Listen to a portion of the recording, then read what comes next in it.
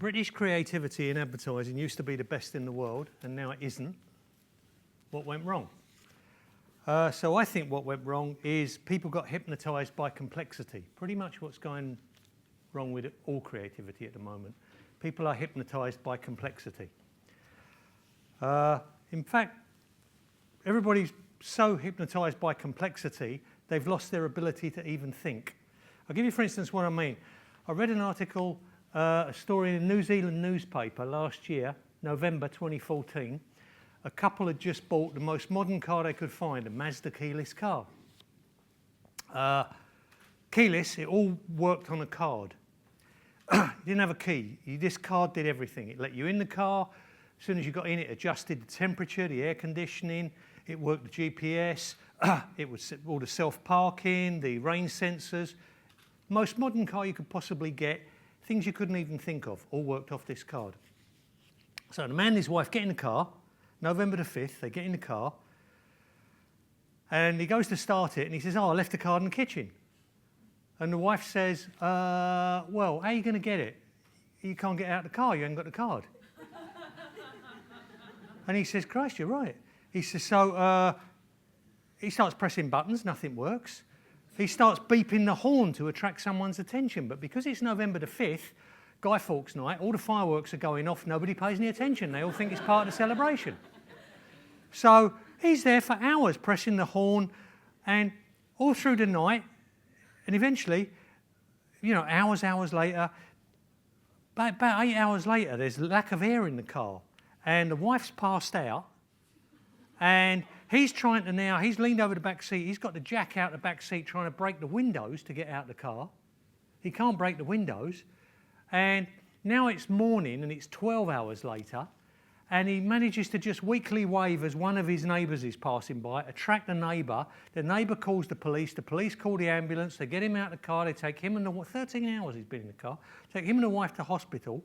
They've been in there 13 hours, they say they were half an hour from asphyxiation because they couldn't get out of the car. Now, what never occurred to the bloke was to try the door handle. That's kind of what I mean by the hypnosis of complexity. Everything's wonderful and we've forgotten how to use our brains. Stupid people think complicated is clever. Smart people know you have to go beyond complicated to get to simple. Creative people are really confused about what their job is. But if you're in advertising, you're really confused about what your job is. Are we doing native advertising? Are we doing storytelling? Are we doing content curation? Are we doing crowdsourcing? Are we doing cross-channel, cross-device, mobile optimized? Are we doing big data, wearable tech? Are we doing branded content? Maybe we're doing SEO, CRM, CSR, CTR, CMS, UGC, KPI or ROI. The only 3 letters missing for me is WTF.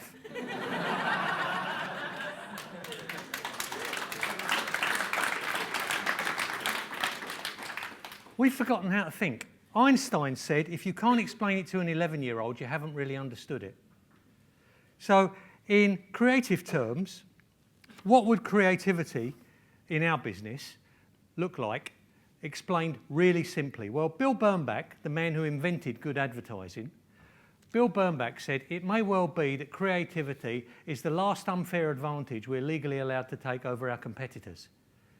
It may well be that creativity is the last unfair advantage we're legally allowed to take over our competitors.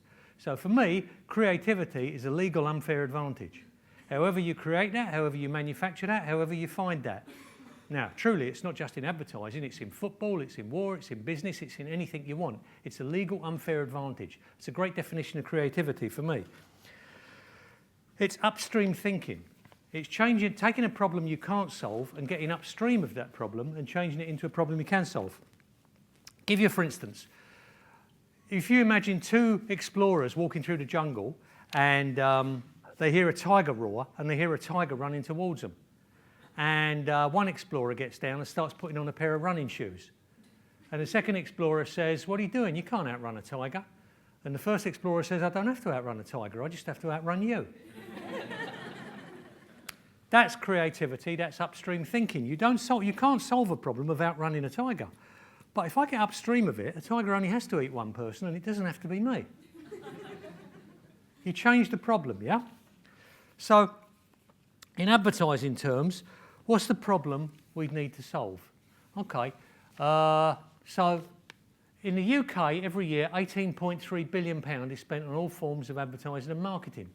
Of that, 4% is remembered positively, 7% is remembered negatively, 89% isn't noticed or remembered.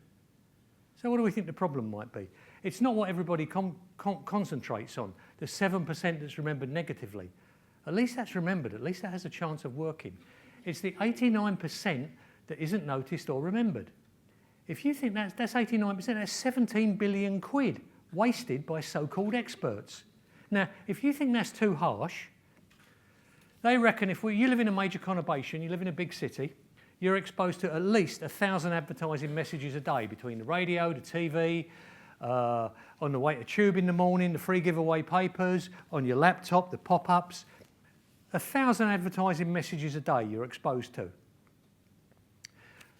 Hold your hand up if you remember one from yesterday.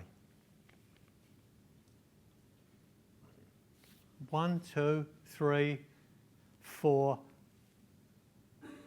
5. Okay, that's long enough. 5 out of, there's 100 people there, 1,000 each, that's 100,000 messages and you remember 5. That's the scale of the problem. So, we don't understand the media, obviously. We don't understand what we're doing. We've got the media wrong. Let's get back to basics and look at what the media is.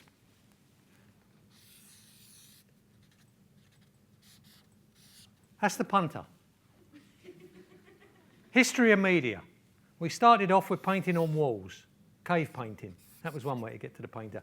Then it changed and we went into frescoes and oil painting. That was another way to get to the punter. Then we discovered photography.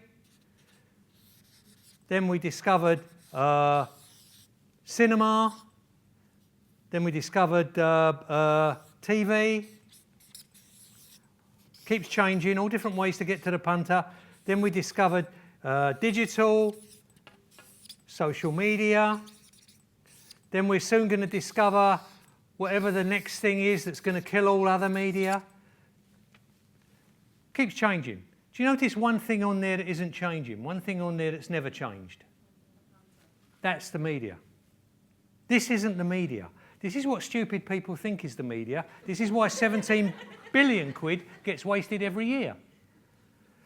This is why most of it... This all may well be very trendy, but the point is any old rubbish that goes in there won't work. Facebook doesn't press a button on itself and pass itself on.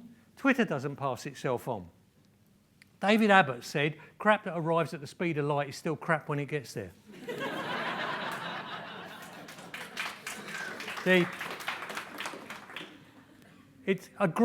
When you're in the school, when you were a school kid, you passed on jokes. You did it by word of mouth. Later on, you passed on songs and you did it by buying people records or giving them cassettes, or nowadays you might do it by email. You pass on good ideas. He passes it to him, who passes it to him, who passes it to him, and that's how things go viral. This is the media, 55 million little units of that. If we learn how that works, let me give you, for instance, of what I mean.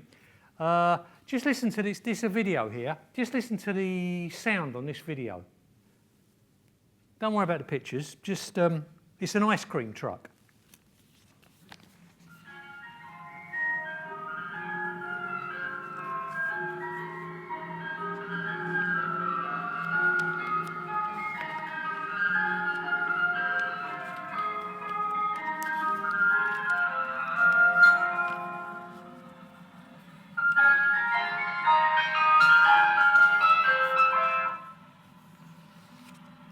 Okay, that's a tinny old sound on an ice cream truck last year. You'll recognise that song, yeah? Anybody know what it's called? Greensleeves. We all know it. Anybody know who wrote it? No, Henry VIII. Henry VIII wrote it for Anne Boleyn. Where was Twitter? Where was Facebook? Where was electricity? Where was the printing press? That went viral 500 years later. It's gone viral over 500 because someone sang it to someone who played it on something, who sang it to someone. Human mind to human mind to human mind. Bill Bernbach said, our proper study is simple, timeless human truths.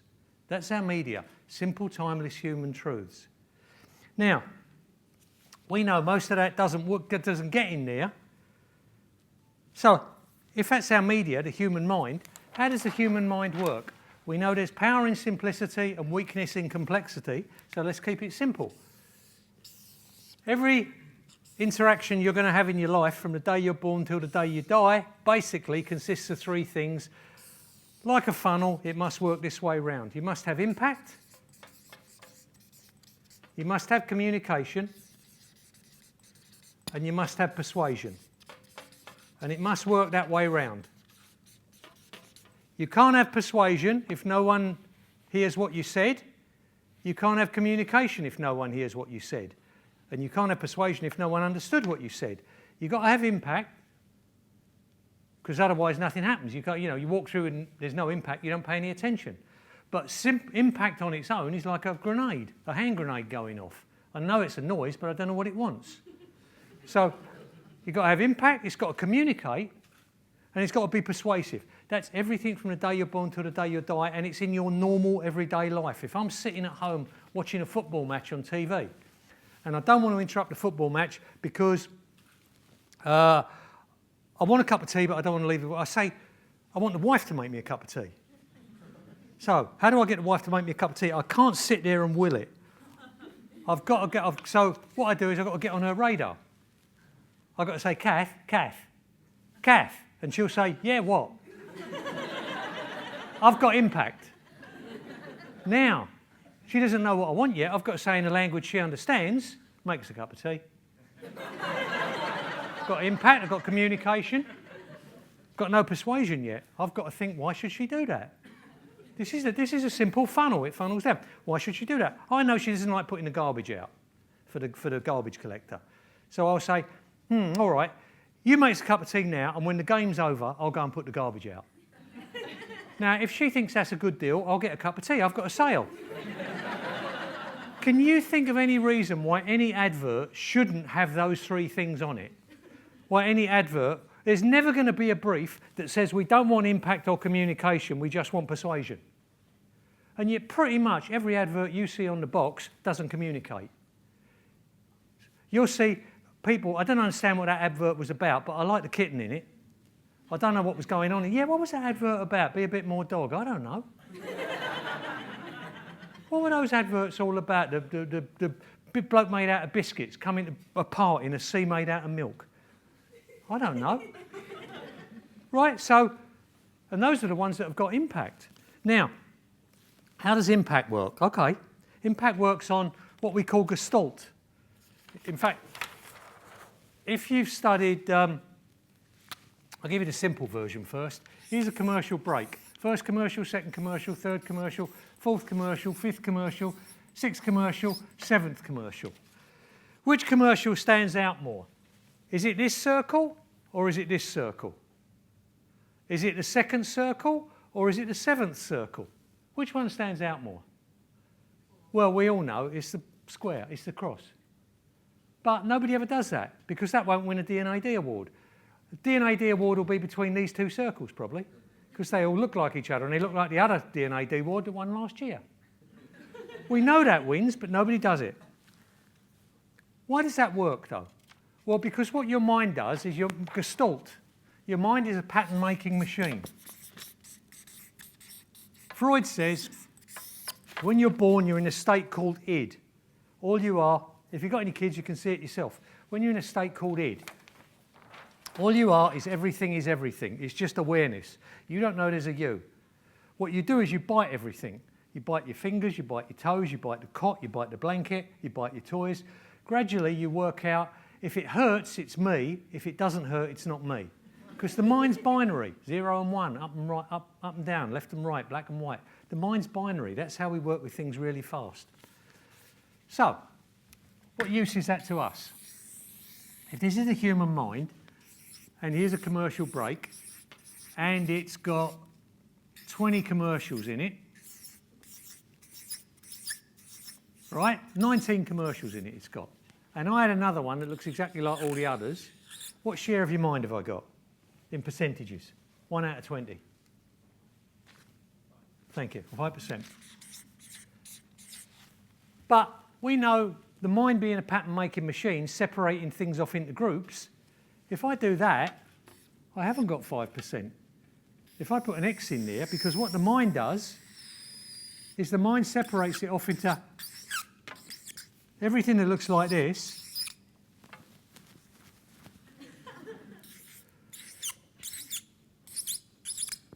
And everything that doesn't look like this. So I've now got 2 groups. I've now got 50% of your mind, just by being different. If you control the context, you control the human mind, which means you control the question. I'll give you a simple question to finish on. If you know anything about American history, who was the hold your hand up if you know, don't shout out, but hold your hand up if you know, who was the 44th president of America? 1? 2? Okay, about 100 people here, 2 of you know who was the 44th president of America. Now if I ask you who was the first black president of America? How many? Everybody. Same bloke. Different question. I changed the context. I didn't change the product, I just changed the question. Now, that's because I'm not frightened to try the door handle. And you shouldn't be frightened to try the door handle. You shouldn't be hypnotised by complexity. You shouldn't walk out thinking it's got to be digital, it's got to be complicated. You should think, how do we control the human mind? Everything else will fall into place. Forget the complexity and try the door handle. Thanks.